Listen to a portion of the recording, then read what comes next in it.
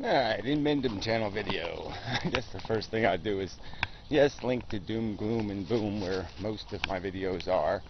And this video will be a promotion video, I suppose, for the Fair Economics channel, which, not too many people, well, I mean, it does okay, but it's, could use more viewers. Anyway, I've done a Start Here video there, trying to outline the core of economic theory, from at least my perspective, what I've learned. And I guess I didn't, it's a draft version because, I didn't make it clear enough, I don't think. The real core of this whole economic system, this whole capitalism deal, is this idea of interest, of making money on investment. This idea that if you have surplus, you have a silo of wheat that you're not going to eat, that's extra, that you can somehow make that silo reproduce, do the life thing, and make more children, and have, multiply. And, through that process, just keep gleaning enough extra, where eventually you don't have to farm at all anymore. You're not a farmer anymore. You're just a silo reproducer. And that's basically capitalism. It creates these individuals who just, by owning silos, create enough income to sustain a very nice life and continue to make even more surplus. I mean, surplus begets a surplus is basically the game.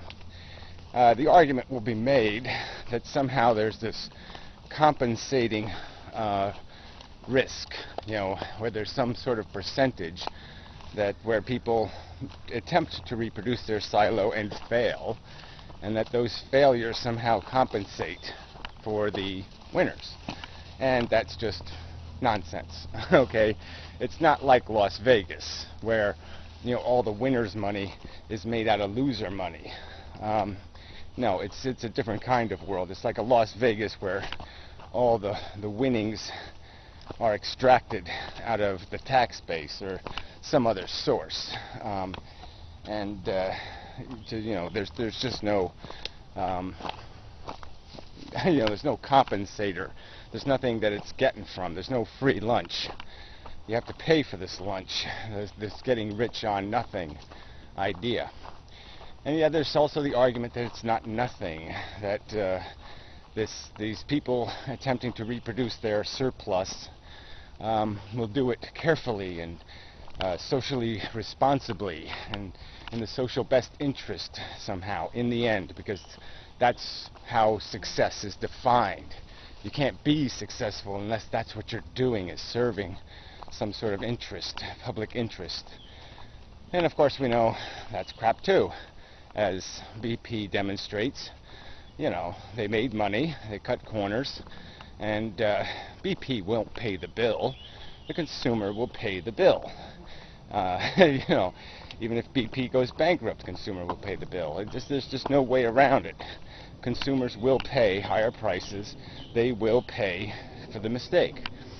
The rich, some tiny percentage, will get stung, and some of their reproduction of their surplus will be interrupted, but they'll be diversified and protected from that risk, and it'll become quite irrelevant to their capacity to keep their getting richer engine running. And that's the flaws in the capitalist system. But the fundamental flaw is the idea of surplus, of interest on surplus, that somehow surplus should be profitable, that it shouldn't maintain its value. Again, I'll use analogies, but if you put an extra something away, an extra wedding dress, an extra pair of shoes, an extra anything that you have that's a redundancy. A car, let's say you have two cars and you only drive one most of the time, and you put one in the garage. You don't expect it to get more valuable.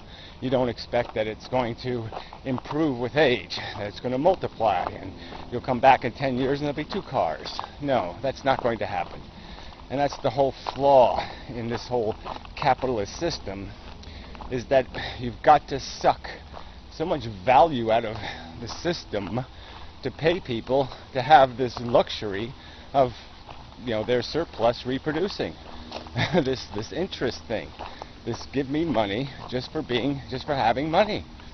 And yes, there's a certain value to encouraging people not to be frivolous and wasteful in their spending, and encourage them to do what's called saving, or creating surplus, cushion against disaster, insurance even. Those are good things. But capitalism way over rewards that behavior. It turns it into, again, some sort of profit-making enterprise. But it doesn't create anything that merits profit. It doesn't make the system work better. It doesn't create any jobs. That's just all delusionary mush. The demand creates jobs, and supply is the easy part to provide, as the federal government demonstrates every day when it creates or borrows a big ton of money.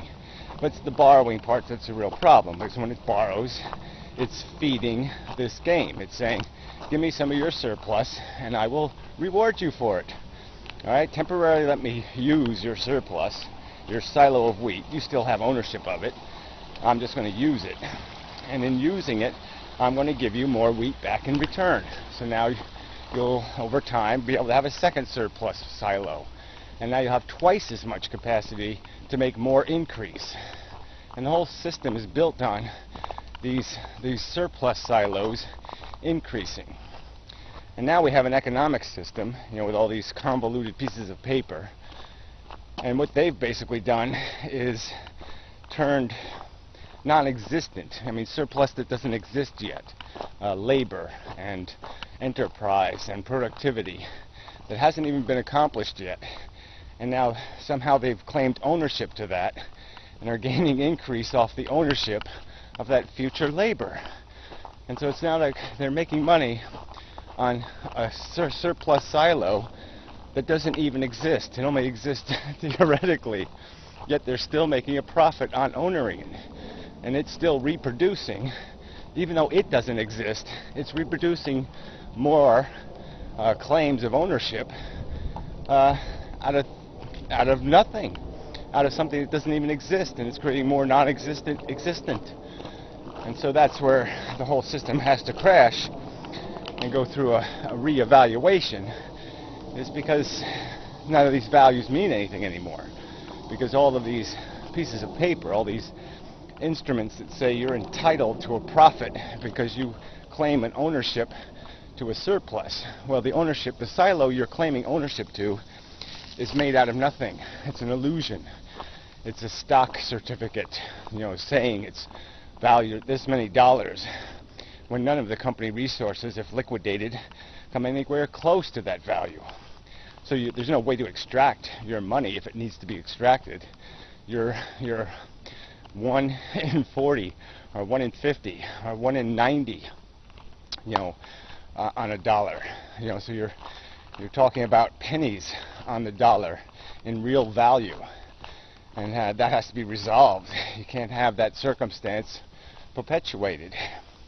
And the point I would make, try to illustrate, try to get through to you, is that when this is allowed to run the system, this keeps running through the system, that over time everything starts becoming a rental contract. Everything is caught up in this interest payment.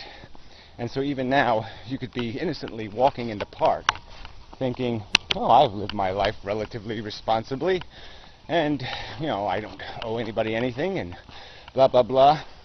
And in reality, every step you take, you're renting. Because you, through the instrument of your government, have committed yourself, not without voting for it, to pay back hundreds of thousands of dollars you don't have, and you have no prospect of ever having. You are in fact bankrupt, and you don't know it. And that's the circumstance that's been created, is that all these people out there, these little rich people, are all claiming to own this park, my feet, my life. All these things they claim ownership of, and they claim a right to glean a annual increase through a rental fee must be paid to them for their because they have a piece of paper that says so, and that blight adds up, especially when you start realizing that the only assets that can return that rental fee, the only assets that can actually produce a rental fee, are the current ones, not those phantasmagorical future profits. They can't pay the rent. Only people living today can pay the rent. Only workers today can pay the rent.